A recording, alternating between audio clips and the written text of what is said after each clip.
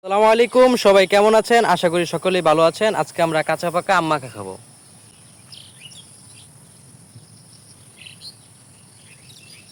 চলুন তাহলে ভর্তা বানানো শুরু করা যাক।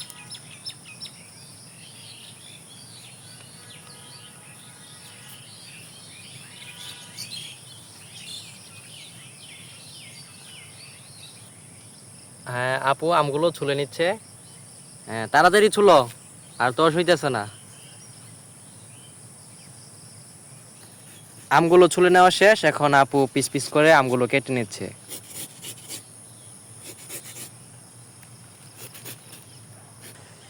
আমাদের আম মাখাটির জন্য আমরা গাছের টাটকা কাঁচামরিচ ব্যবহার করব।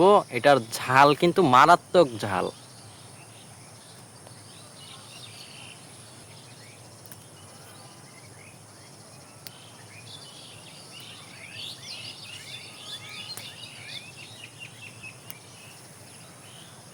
এতটুকুই হবে, বেশি দিলে আবার বেশি ঝাল হয়ে যাবে।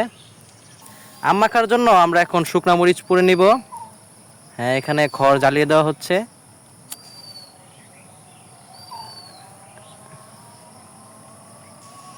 আগুনটা জ্বলে গেছে, মরিচটি পুড়ে নেওয়া হোক।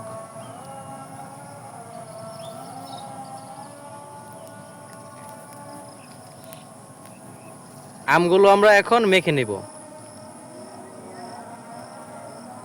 দিয়ে দেওয়া হচ্ছে পুদিনা পাতা, গাছের টাটকা কাঁচামরিচ এবং পুড়ে নেওয়া সেই শুকনো মরিচ।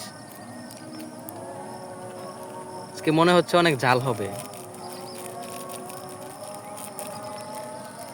দিয়ে দেওয়া হচ্ছে বিট লবণ, সাধারণ লবণ দেওয়া হচ্ছে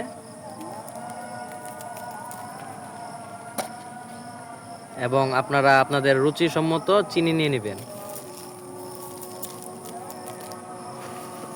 এখন আমগুলো মেখে নেব ভালো করে।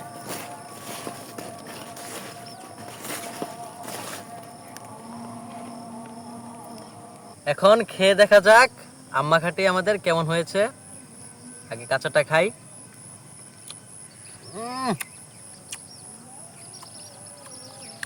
অনেক টক, ঝালও হয়েছে, যেহেতু আমরা কাঁচা মরিচও দিয়েছি এবং শুকনা মরিচ।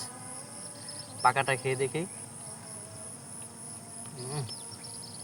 অসাধারণ। আপনারা খেতে পারেন, লাইক দিবেন, কমেন্ট করবেন এবং জানাবেন সামনে কি মাখা খাওয়া যায়। আর এভাবে যদি আম মাখা খান, এই এখন যেই গরম, এই গরমকালে আপনাদের গরম কম লাগবে।